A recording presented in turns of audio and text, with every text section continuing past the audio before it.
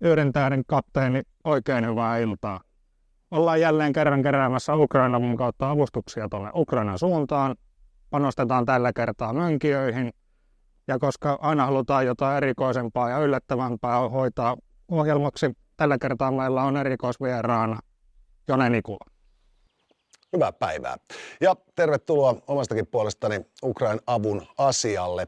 Ukrainan apu kerää siis rahaa mönkijöihin, joita Ukrainan jalkaväki tarvitsee ajakseen naapurin jalkaväen pois alueeltaan, jotka se oikeudettomasti on pyrkinyt haltuunsa ottamaan ja osin hetkeksi miehittänytkin.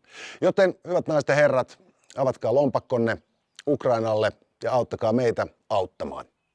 Ja mitä tulee yhteistyökumppaneihimme, tällä kertaa me olemme milsafari.com osoitteesta löytyvässä kohteessa kauneita suomalaista Uuttamaata, ja täällä pystyy sitten huomattavasti lempeämmissä olosuhteissa perehtymään erinäköisiin sotilasajoneuvoihin ja hankkiutumaan niiden kyytiin.